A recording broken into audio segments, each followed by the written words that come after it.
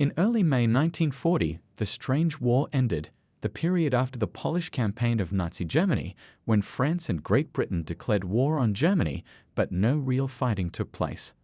On May 10, they did begin, and not at all where the French expected. The front collapsed.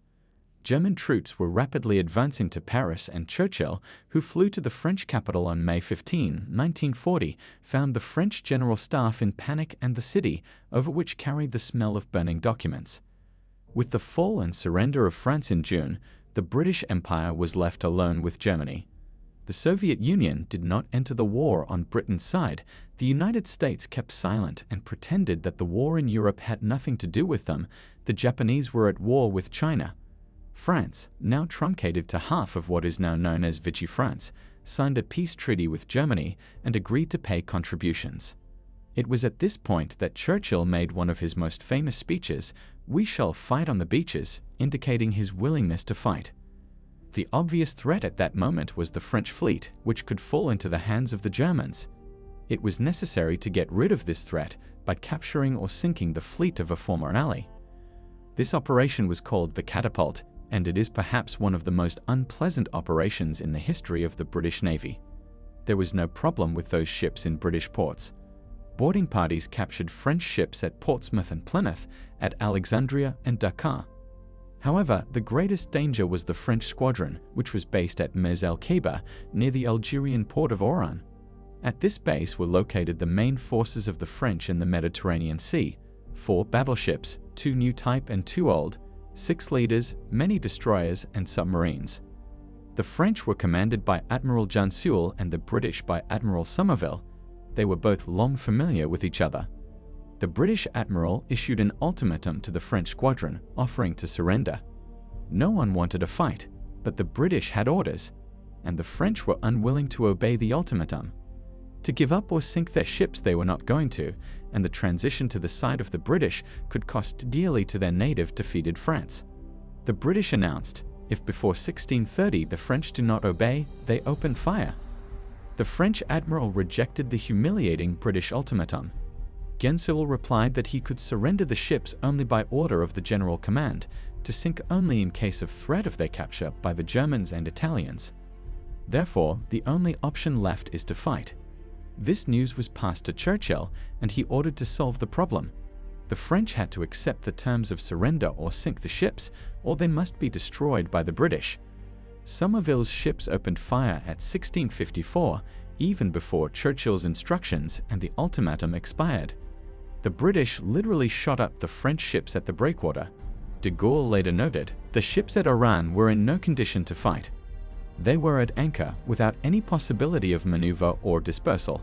Our ships gave the British ships an opportunity to fire the first volleys, which, as is known at sea, are decisive at such a distance.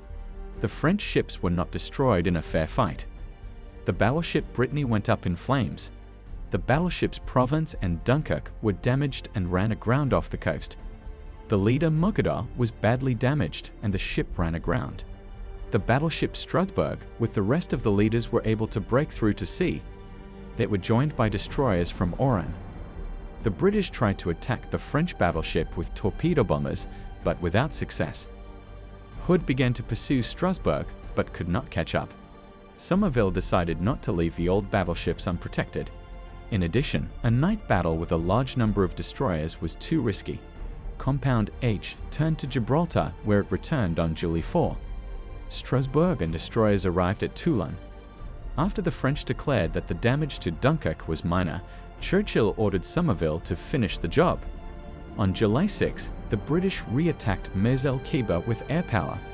Dunkirk received new heavy damage and was taken out of standing for several months. In early 1942, the battleship was transferred to Toulon. Thus, the British killed about 1,300 men, about 350 were wounded. 1 French battleship was destroyed, 2 were badly damaged. The British lost 6 airplanes and 2 pilots during the operation. The British also planned to attack the French aircraft carrier Barne and 2 light cruisers in the French West Indies. But this attack was cancelled due to US intervention. On July 8, 1940, the British attacked French ships in the port of Dakar, Senegal, West Africa. A British airplane used a torpedo to severely damage the newest battleship Richelieu. The ship was carrying the gold reserves of France and Poland to the French colonies. In September, the British decided to land an amphibious assault in Dakar. Along with them was de Gaulle. Britain wanted to seize a developed French colony for the base of Free France. Also, Dakar was a convenient port, and the gold reserves of France and Poland were brought here. However, the French in Dakar put up active resistance, and the Senegalese operation failed to achieve its goal. In the end, Operation Catapult did not solve the main task. The British were not able to capture or destroy the French fleet. However, they managed to capture, disarm, and damage some ships, reducing the combat potential of the French fleet. The political effect was negative. The French had completely misunderstood the former Allies and now cursed them. In French society, already dissatisfied with the actions of the British during the Dunkirk operation and later reigned anti-English sentiment. The authority of the Vichy regime was temporarily strengthened. De Gaulle's reputation was dealt a severe blow. The French considered him a traitor.